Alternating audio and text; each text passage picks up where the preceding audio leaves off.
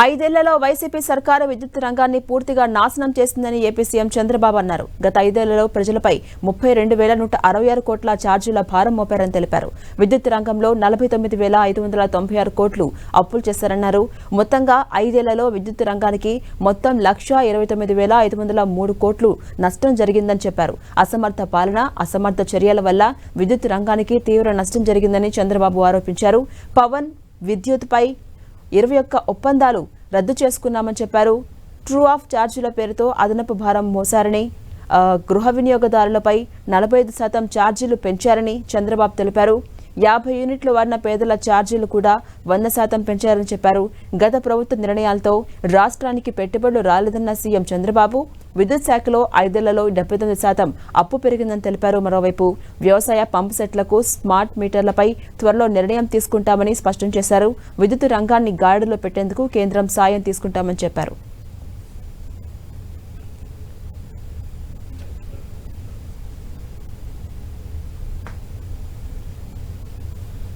Tariff burden on consumers 32,166 కోట్లు పడింది. అప్పులన్నీ అన్ని యూటిలిటీస్ కలిపి 49,596 కోట్లు. ఇవి కాకుండా ఇన్ఎఫిషియెంట్ గవర్నెన్స్ వల్ల ఏ ప్రాజెక్ట్ ఎప్పుడు ప్రారంభించాలనో ప్రారంభించకుండా పోవడం, అన్నీ క్లోజ్ చేసి షార్ట్ టర్మ్ పర్చేసెస్ చేయడం, ఇష్టానుసారంగా చేసిన దానివల్ల 47,741 కోట్లు పెరిగింది. మొత్తం మీరు చూస్తే 1,29,503 కోట్ల రూపాయలు టోటల్ లాసెస్ ఈ రోజుకి 5 ఏళ్లలో జరిగి ఈరోజు మనకు ఇంత లాస్ ఉండే పరిస్థితి వచ్చింది. నా లైఫ్లో ఇలాంటి వ్యవస్థలు విధ్వంసమైన సందర్భం ఎప్పుడూ చూడలేదు. 4వ సారి నేను ముఖ్యమంత్రి. 4వ సారి ముఖ్యమంత్రి అయిన తర్వాత ఈ సెక్టరే ఒక ఎగ్జాంపుల్.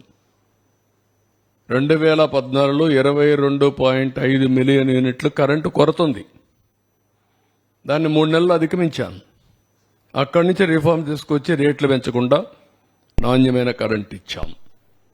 అంత మునుపు 94-95 దేశమంతా ఉంది ఆ సమస్య, నాకు ఒక్కడికే కాదు. అప్పుడే పవర్ సెక్టర్ రిఫార్మ్స్ తీసుకొచ్చాం. 2004 కంతా పవర్ సర్ప్లస్ అచీవ్ చేశాం. ఈ రోజు పరిస్థితి ఏంటంటే అప్పులు కట్టాలి, మళ్ళీ ఈ వ్యవస్థను ఘాట్లో పెట్టాలి, మళ్ళీ ప్రజలకు ఏదైతే హామీ ఇచ్చామో ఆ రిఫార్మ్ తీసుకొచ్చి భారం లేకుండా చేయాల్సిన బాధ్యత ఉంది. ఒక పక్క చూస్తే మోయలేనంత భారం, ఇంకొక పక్క చూస్తే మా మీద ఎక్కడ లేని అభిమానం. ఈ రెండు ఏ విధంగా ఆలోచించడమే కాకుండా ఏ విధంగా రివ్యూ చేయాలనో ప్రజలందరి సజెషన్స్ తీసుకుంటాం, ఆలోచనలు తీసుకుంటాం. ఎంత తొందరగా వీలైతే అంత తొందరగా ఈ వ్యవస్థని ఘాట్లో పెట్టడానికి ఎన్ని ప్రయత్నాలుంటే అన్ని ప్రయత్నాలు చేస్తాం. Very tight rope. ఒక పక్క ఇన్వెస్టర్స్ అన్ని నేను క్యాన్సిల్ చేస్తే వాళ్ళు కోర్టు పోయి మళ్ళా తీసుకొస్తే ఇప్పుడు నేను కరెంటు వాడకుండా మళ్ళా వాళ్లకు నేను ఫిక్స్డ్ ఛార్జెస్ పే చేయాల్సి వస్తుంది. అవి ఏమున్నాయి, అగ్రిమెంట్ సెట్ చేశారు. ఇవన్నీ కూడా ఎగ్జామిన్ చేసి ఇంకా డెప్త్కు పోవాల్సిన అవసరం ఉంది.